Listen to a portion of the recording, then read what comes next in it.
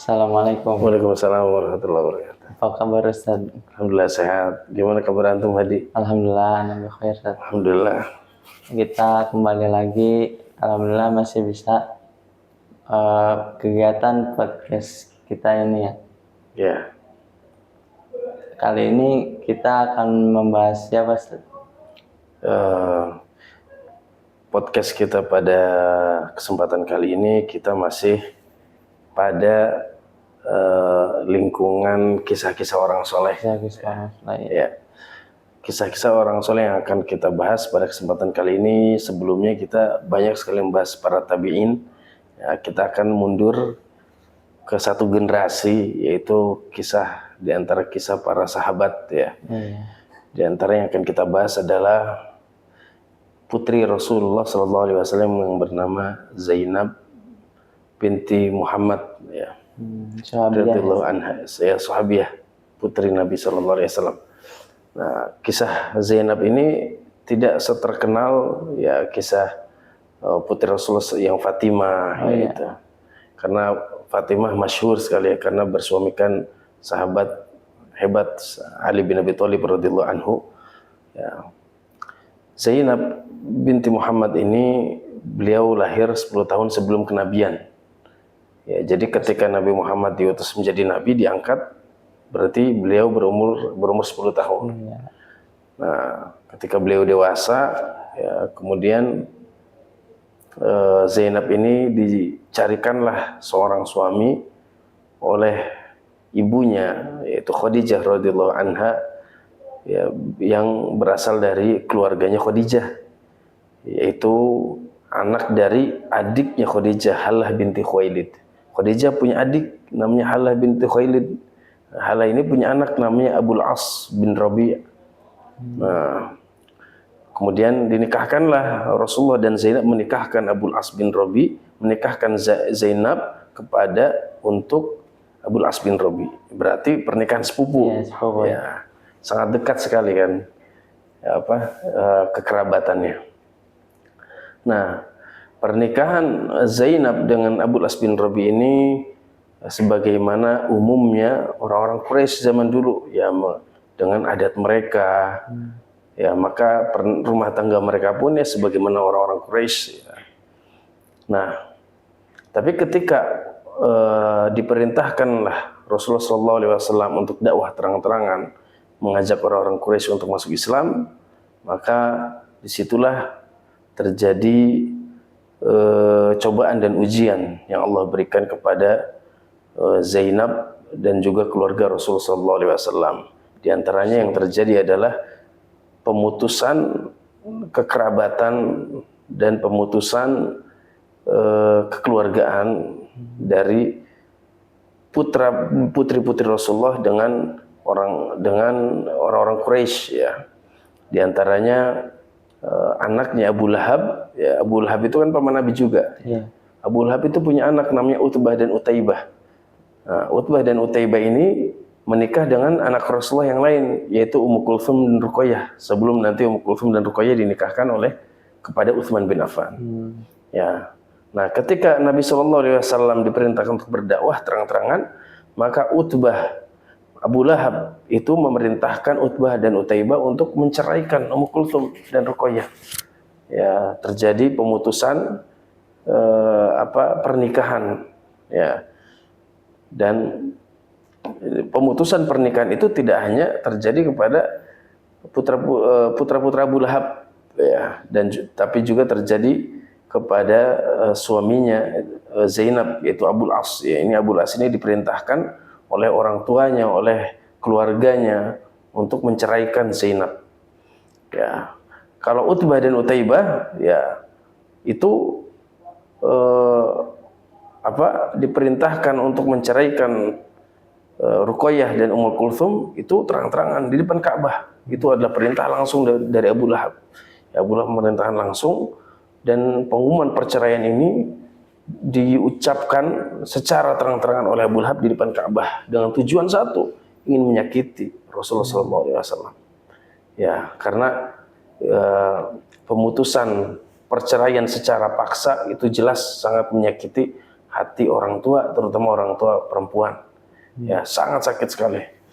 Dan ketika Abul As diperintahkan untuk menceraikan Zainab dan juga berjanji akan dicarikan istri yang mulia sebagaimana mulianya Zainab, memiliki keturunan nasab yang mulia juga dan solehah, ya, yang berbakti kepada suami juga, akan dicarikan oleh orang-orang Quraisy. Tetapi Abul As tidak mau. Ya, Abul As mengatakan, aku tidak ingin cerai dari Zainab, ya, meskipun dia mengikuti agama ayahnya dan aku tidak mengikuti agama ayahnya Zainab. Aku tidak ingin menceraikan istriku karena istriku ini adalah wanita yang sangat berbakti kepadaku, wanita yang mulia, wanita yang tidak pernah membangkang terhadapku.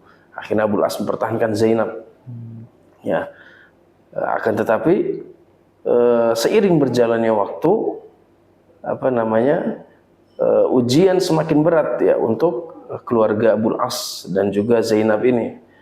Ya, Zainab, ya, karena berada di bawah asuhan Rasulullah SAW, bahtera keluarga Nabi yang dinaungi dengan wahyu, ya, langsung dari Allah Subhanahu Wa Taala. Ya, ajaran tauhid telah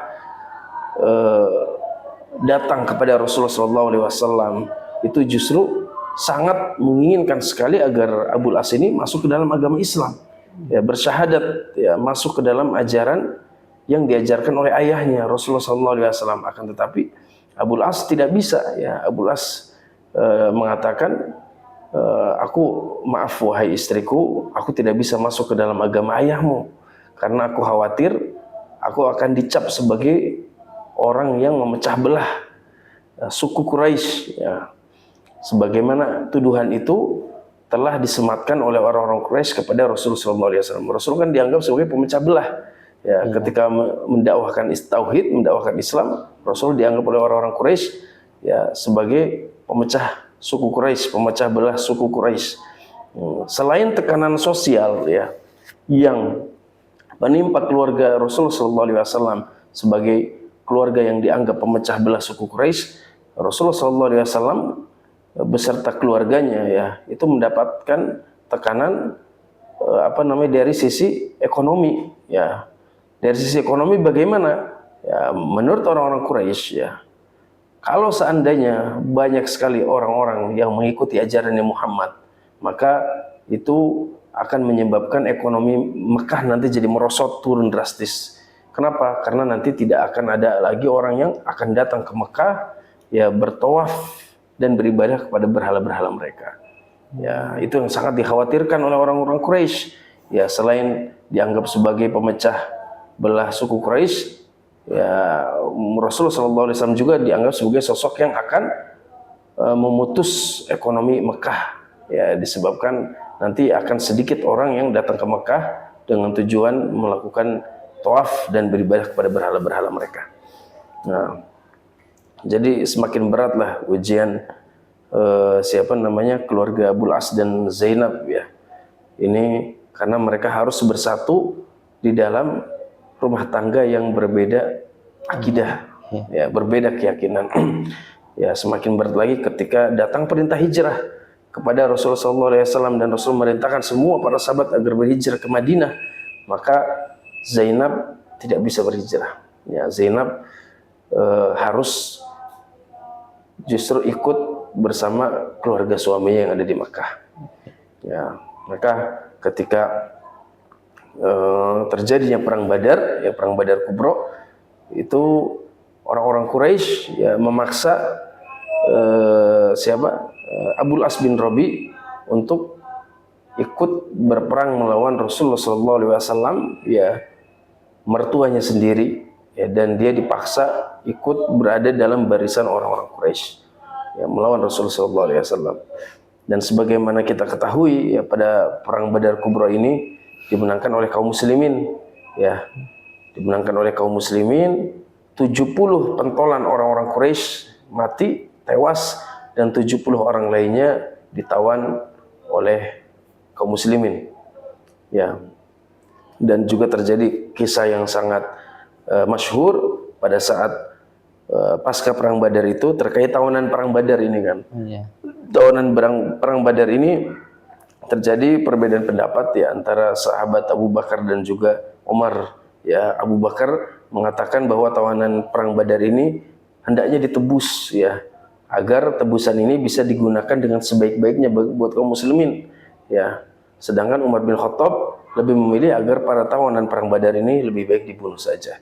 Nah, Rasulullah memilih pendapat Abu Bakar ya, agar para tawanan ini ditebus saja ya. Ternyata Allah Subhanahu wa taala lebih memilih pendapatnya Umar bin Khattab radhiyallahu anhu.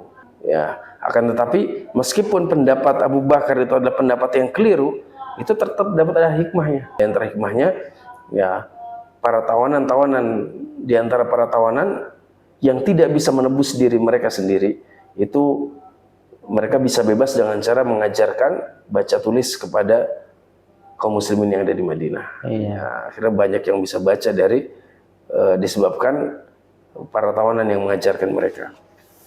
Nah, di antara tawanan yang ditawan, di antara orang-orang terkenal ya yang tertawan, orang-orang Quraisy yang ditawan oleh pasukan kaum muslimin, di antaranya ada Abu Aziz bin Umair, adiknya Mus'ab bin Umair, ada juga Abbas bin Abdul Muttalib, pamannya Rasulullah, ada juga ini Abul As bin Robi. Abul As bin Robi suaminya ya. Abul As bin Robi suaminya Zainab ini ternyata tertawan juga ya. Ya, maka ketika tertawannya Abul As bin Robi sampai ke telinganya Zainab radhiyallahu anha, ya maka Zainab pun segera mempersiapkan tebusan untuk menebus suaminya. Maka dia tahu bahwasanya dulu ibunya Khadijah radhiyallahu anha pernah memberikan kalung kepada Zainab. Maka kalung itu dia gunakan untuk menebus Abul As bin Robi. Karena Zainab yakin ketika ayahnya melihat kalung dari ibundanya nggak bisa menolak ya untuk mengembalikan suaminya. Ya, maka Zainab ini meminta kepada iparnya Kinanah bin Robi, ya saudara dari Abul As bin Robi, untuk meminta untuk datang ke Madinah dan jadikan kalung ini sebagai tebusan bagi suaminya. Maka Kinanah bin Robi pun menyampaikan pesan dari Zainab kepada Rasulullah, dan dia datang ke Madinah bertemu dengan Rasulullah, dan dia mengatakan, wahai Muhammad, ini adalah kalung dari putri Anda Zainab ya, digunakan untuk menebus Abul As bin Robi. Apakah engkau menerima wahai Muhammad? Maka ketika melihat kalung dari Zainab, langsung terkenang Rasulullah ya, masa-masa indahnya bersama Khadijah ya. Akhirnya Rasulullah SAW tidak bisa menolak.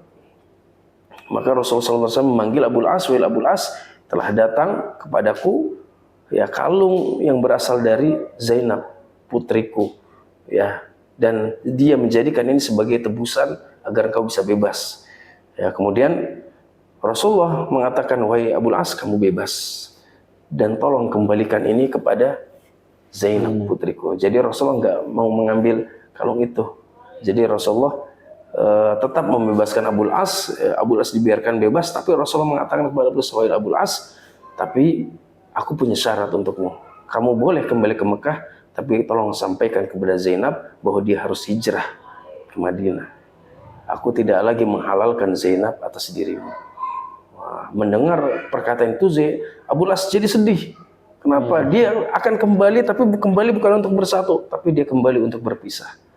Ya, maka sepanjang perjalanan Abul As bin Robi ini selalu berpikir, ya Allah, aku pulang ke rumahku, bertemu dengan keluargaku, tapi bukan untuk bersatu, tapi justru untuk berpisah. Maka sesampainya Abul As di Mekah, di rumah Khadijah, di rumah Zainab, Zainab senang, sangat senang dengan kedatangan suaminya ya. Wahai suamiku, alhamdulillah engkau telah datang. Akan tetapi justru Abul As mengatakan, wahai istriku, wahai putri dari bibiku, aku pulang ke sini tapi bukan untuk bersatu denganmu, tapi justru aku pulang ke sini untuk berpisah denganmu. Ya, Zainab mengatakan, kenapa harus berpisah? Emang kau mau kemana lagi? Kita baru saja bertemu, kita baru saja bersua. Ya, kata Abul As, bukan aku yang harus pergi wahai istriku, tapi engkaulah harus pergi menemui ayahmu. Dan itu adalah pesan dari berpesan dari ayahmu bahwa engkau tidak lagi halal bagiku.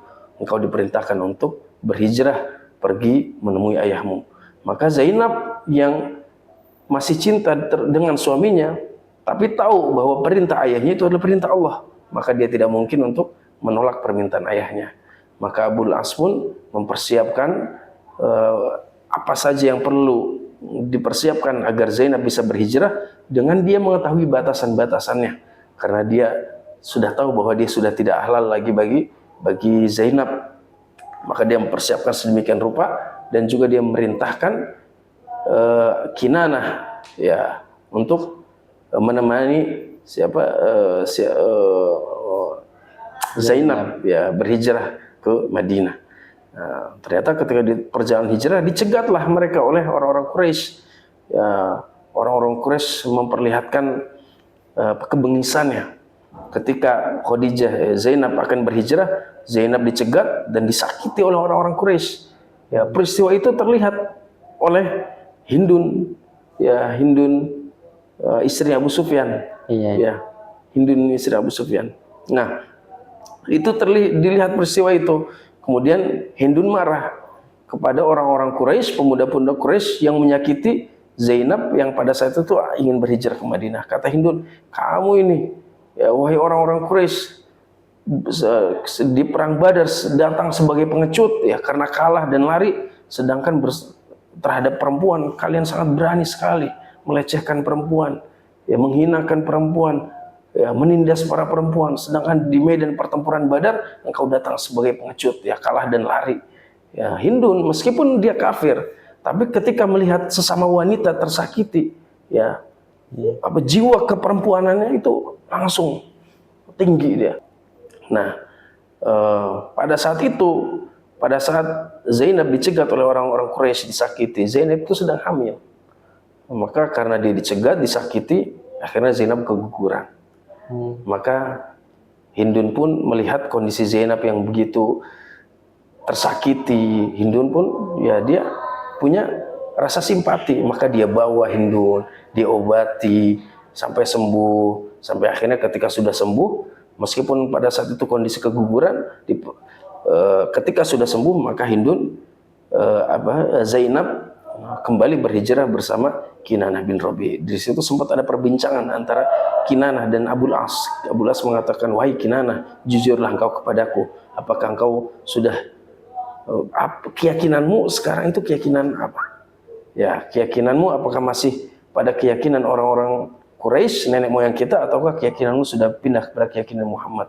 Maka kata Kinanah bin Rabi, sejujurnya aku sudah berpindah keyakinan kepada keyakinannya Muhammad SAW. Aku sudah masuk ke dalam agama Islam. Maka Abul As bin Rabi, kalau gitu kewajiban hijrah ini bukan hanya untuk istriku, untuk anak dari bibiku Zainab, tapi kewajiban hijrah ini juga ada untukmu. Maka engkau juga wajib berhijrah. Tolong aku titipkan anak dari bibiku ini yang sudah lagi tidak menjadi istriku, aku titipkan, jaga dia sampai selamat kepada ayahnya. Akhirnya hijrahlah Zainab dengan Kinanah.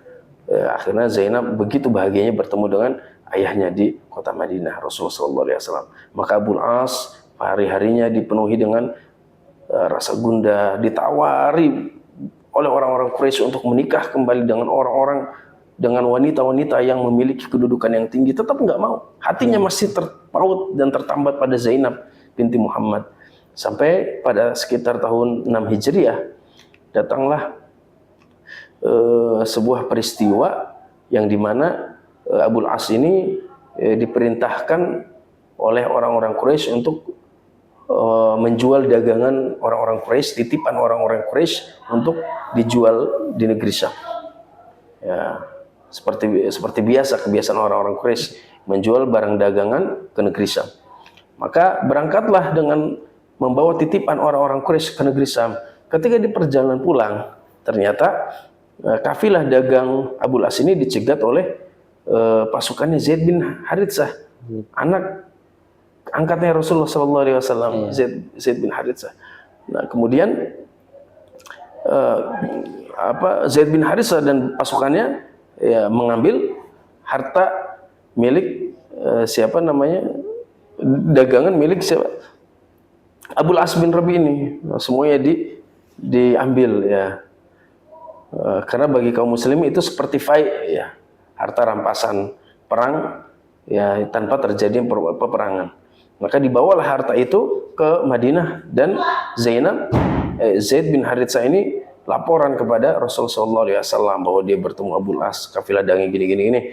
Nah, Abul As bin Rabi ingat bahwa ini adalah harta titipan. Aku tidak boleh pulang sebelum aku mengembalikan amanah ini kepada orang-orang Quraisy. Nah, ini salah satu alasan kenapa Khadijah radhiyallahu anha dulu ingin menikahkan Zainab kepada Abul As, karena Abul As ini pada masa mudanya mirip sekali dengan Rasulullah. Ya, dalam hal menjaga amanah, berdagang ya, itu mirip sekali. Maka Zainab ingin menikahkan, Khadijah ingin menikahkan putrinya Zainab kepada Abul As. Ya. Nah, akhirnya Abul As nggak pulang ke Mekah, dia ke Madinah datang. Dia datang kepada Zainab, dia masuk ke dalam rumah. Wahai Zainab, Zainab kaget. Wahai putra dari bibiku, apa yang terjadi? Kenapa engkau datang ke sini? Ada perlu apa? Apakah kau datang di sini untuk menyatakan diri sebagai orang yang masuk Islam? Apakah engkau ingin bersyahadat? Nah, kata Abul As, tidak wahai anak putri dari bibiku, bukan itu yang aku inginkan.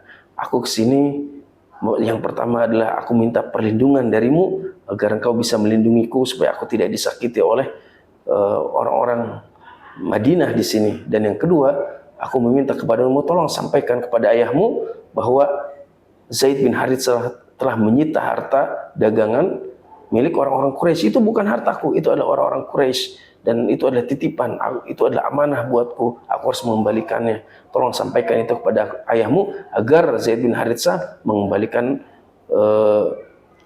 dagangan yang telah disita oleh dia, agar aku bisa kembalikan amanah ini kepada orang-orang Quraisy. Maka pada saat itu sedang sholat subuh, terjadi sholat subuh. Ya, selesai sholat subuh, Rasulullah Assalamualaikum warahmatullahi wabarakatuh. Assalamualaikum.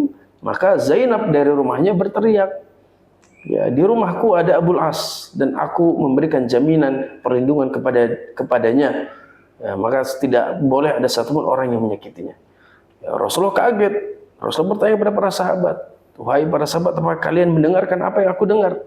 Ya, kemudian para sahabat mengatakan, ya Rasulullah, kami mendengar itu adalah Zainab yang berteriak. Maka Rasulullah pun masuk ke dalam rumah. Setelah masuk ke dalam rumah, Rasulullah bertanya, wahai Zainab, apa yang terjadi? Wahai ayahku, wahai Rasulullah, ada Abul As di sini, dan aku telah memberikan jaminan kepada Abul As agar ia tidak bisa disakiti dan ia berada di bawah perlindunganku. Ya. Kemudian, wahai ayahku, tolong kembalikanlah, tolong sampaikan kepada Zaid bin Haritsah agar mengembalikan dagangan yang telah ia sita, ya, agar Abul As ini bisa mengembalikannya kepada orang-orang Quraisy, karena itu adalah bagian amanah, suatu amanah yang harus disampaikan, ditunaikan oleh Abul As kepada orang-orang Quraisy. Maka kemudian Rasulullah SAW menyampaikan kepada para sahabat, wahai para sahabat, kalian dengar apa yang disampaikan oleh Zainab? Sesungguhnya aku melindungi orang yang dilindungi oleh Zainab, maka aku melindungi Abul As. Akan tetapi barang dagangan ini itu adalah terserah kalian. Jika kalian ingin menahannya, itu adalah hak kalian sebagai fai. Tapi jika kalian ingin mengembalikannya, maka itu adalah perkara yang lebih bagus lagi.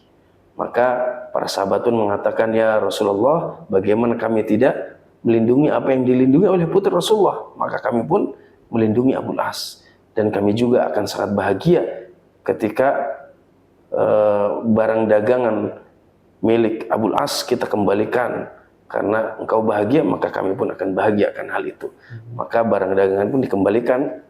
Abul As membawa barang dagangannya kembali ke Mekah, dan dia mengembalikan semua barang dagangan beserta keuntungannya, dan dia mengambil hak bagian dia saja. Ya, kemudian dia mengatakan kepada para pemuka Quraisy, wahai orang-orang Quraisy, adakah barang dagangan yang belum aku tunaikan kepada kalian? Adakah satu barang 1% pun yang belum aku tunaikan kepada kalian? Kemudian kata mereka, sudah wahai Abul As, kami tahu bahwa engkau adalah orang yang jujur. Semua barang dagangan kami beserta keuntungannya sudah kami terima, sudah tunai, tidak ada lagi hutang, tidak ada lagi yang tertahan. Maka Abul As mengatakan, kalau begitu wahai orang-orang Quraisy, saksikanlah asyhadu an la ilaha illallah. Masyaallah. Ya, wa asyhadu anna Muhammadar Rasulullah. Aku bersaksi bahwa saya tiada Tuhan yang berhak disembah kecuali Allah, dan Muhammad adalah utusan Allah Subhanahu wa taala. Demi Allah, tidak ada yang menghalangiku untuk masuk Islam ketika kemarin aku ada di Madinah, melainkan aku khawatir kalian akan menganggapku sebagai orang yang akan mengambil harta kalian. Oleh karena itu aku datang dulu ke sini untuk mengembalikan harta kalian. Setelah itu baru aku masuk Islam, dan aku akan menyusul keluargaku yang ada di Madinah. Maka Zainab pun, Abul As pun kembali dia berhijrah, ya, meninggalkan kota Makkah, meninggalkan keluarganya, dan bertemu dengan istrinya kembali. Ya, melanjutkan kehidupannya sebagai seorang Muslim. Ya, akhirnya bertemu dan ketika bertemu dengan Zainab, bertemu kembali dalam satu rumah tangga, itu tidak terjadi pernikahan ulang. Oh iya. Ya, tidak terjadi pernikahan ulang. Nah, itu yang terjadi antara Zainab dan Abul As. Ya, salah satu pelajaran yang bisa kita petik dalam kisah ini, bagaimana kekuatan iman yang dimiliki oleh Zainab, ya, ketika dia harus bertahan pada keluarga yang berbeda keyakinan, tapi dia percaya, ya, sambil berdoa kepada Allah Subhanahu wa taala agar Allah menguatkan imannya, tetap menguatkan imannya, dan semoga Allah memberikan hidayah kepada suaminya, dan akhirnya Allah mengizinkan doanya Zainab, dan Abul As pun akhirnya masuk ke dalam Islam. Akan tetapi kebersamaan mereka tidak lama, karena pada tahun 8 Hijriah Zainab radhiyallahu anha meninggal dunia. Ya, mungkin ini, ya, kisah-kisah orang soleh, yaitu Abul As dan Zainab binti Muhammad radhiyallahu anhum, kisah yang semoga bisa menginspirasi kita semua, terutama orang yang sudah berkeluarga. Masya Allah ya, Ustaz. Ya. Mungkin sekian dulu ya, Ustaz, cerita kali ini.